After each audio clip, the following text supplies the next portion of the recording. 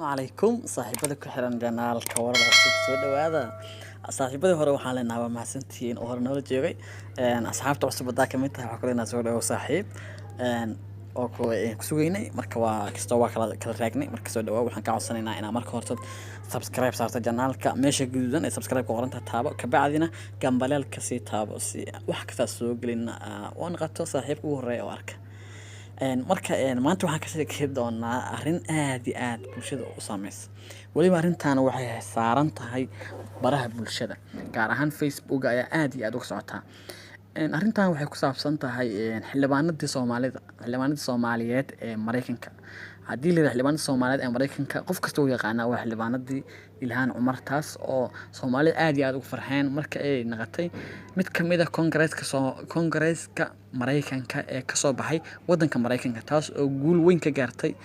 gobolka Minnesota waliba waxa aad iyo aad u farxad ah gabadhayna inay meel saartay dad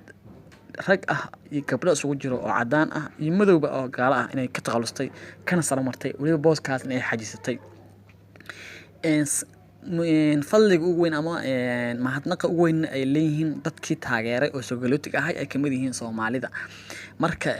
sida ognahay dhacdo dadka Soomaaliyeed qaarkood ay si aad uga xanaaqeen amba gabi ahaanba ay ka xanaaqeen ay sameysay Ilhaan maadaama wiilkii Soomaaliyeed Axmed Xirsi kaas oo ay soo dhaleen 3 caruur ah oo waliba markii aan arkayna ololaheedii si aad uga qayb qaatay waliba markii ay guuleysatay aan ka arkaynay in uu aad iyo aad u jecel yahay sida farxadda leh oo dareenkiisa u celi waayay in uu waliba haddii la ooyay farxad leh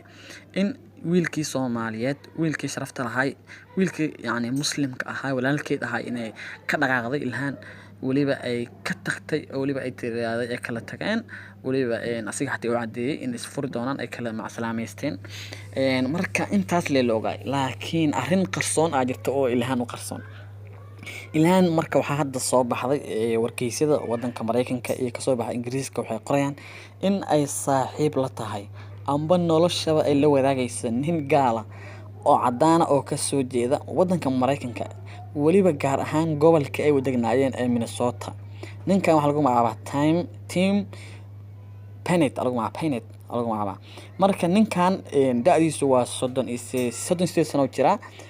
Ilhaanna waxay jirtaa 37 sano marka uu soo tagay intaas da'da ninkan hore wuxuu ugu soo shaqeeyay isla gobolkan ee ka soo shaqeysay haddana laga soo doortay Ilhaan ee Minnesota wuxuu ahaan jiray qaybta maaliyadda oo haysan jiray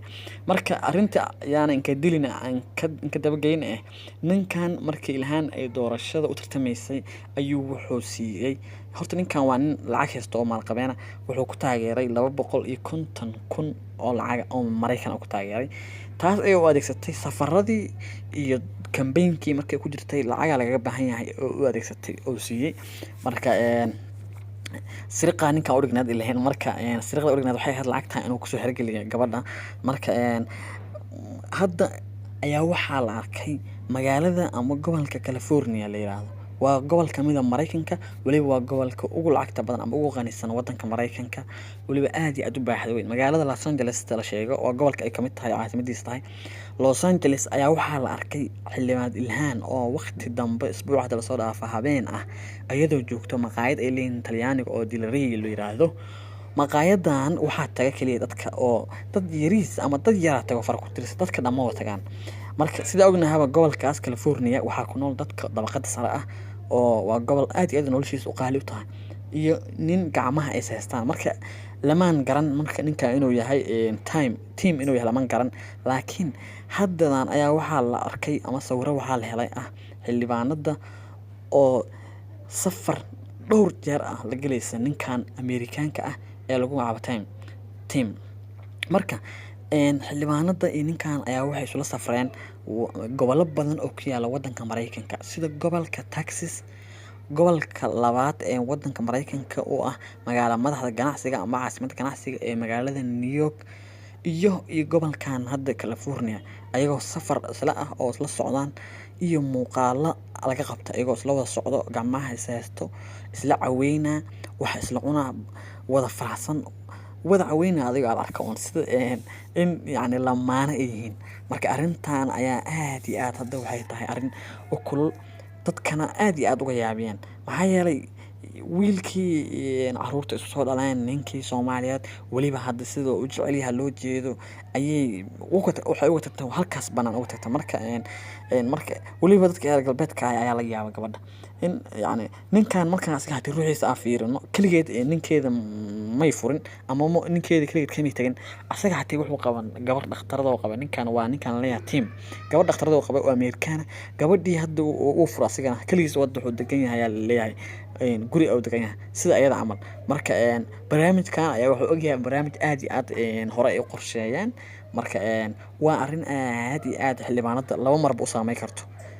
laba marba way saameyn kartaa mar waxay u saameyn kartaa madaxweynaha wadanka Mareykanka sida ognahay ninka la yiraahdo Donald Trump waa nin unsuri ah waliba aad iyo aad u nacab dadka Soomaalida ah sida ognahana ganaax saaray dadka Soomaalida in aysan soo gali karin wadanka Mareykanka inta asiga oo dhow jooga qof Mareykan qofkii baasaboor haysta marka soo gali kara laakiin dadka Soomaalida oo hadda sida dadka jooga qaxoontiga oo kale ma gali karaan Mareykanka inta Trump joogo marka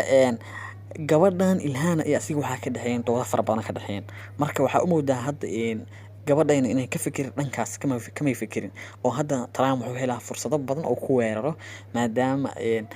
nin Amerikaan ay doonatay inta ninkii Soomaaliga ay ka tagta hortaas dhibaatay ku noqon doontaa ayada xildhibaanada sida ognahana doorashada Mareykanka oo kale way soo dhowdahay oo waa la gali doonaa marka inay mar labaad soo noqotay rabtaa taasna way saameynaysaa waxay ku saameynaysaa dadkii soo doortay waxa ugu badnaayeen dadka Soomaaliyeed oo degan gobolka Minnesota marka dadka Soomaaliyeed hadii waxa laga yaabaa hadana sanadkan in Ilhaan oo la tartamo dad kale la tartama oo Soomaali iyo cadaan isugu jiro marka dadka Soomaaliyeed u maleyn maayo sida badan marka la fiiriyo in xildhibaanada marka la dooranayo xildhibaanadii ka tagtaba oo nin ajnabi aroostay marka waxa laga yaabaa inay ku weydo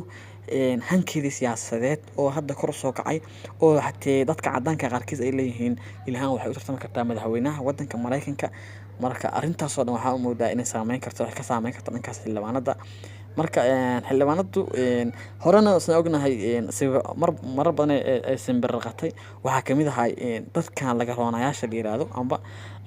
aan dhaqanka iyo diinta ku wanaagsaneyn ay ayagu isu tago in ay taageertay marka xildhibaanada waxa u moodaa inay waqti fiican aysan haysan waa waxa horta aad iyo aad gabar Soomaaliyeed oo aroostay nin ajnabi ah ugu mahareyso waxa arki jirnay gabdho Soomaaliyeed oo la qabin inay guursadaan niman ajnabi ah laakiin ayadoo yani xaas ah oo caruur leh qoftaan hadana qof mas'uul ah in ay ka tagto sawjkeedii ama ninkeeda xalaasha ahay waliba Soomaaliga ahay isku dhaqanka ahaayeen isku diinta ahaayeen isku kalarka ahaayeen ka tagto oo waliba caruur oo hasu hayaan ay nin kala doorato waa arrin aad iyo aad umad Soomaaliyeed oo gubteen waliba aad iyo aad uga xumaadeen marka ma fiicna arrintaas markii si loo fiiriyo ama gabi ahaanba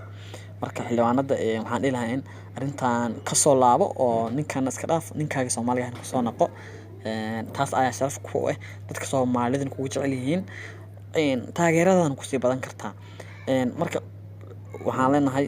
xildhibaan soo laabo mid kale arrintan gabdhaha Soomaalida oo guursana way soo badatay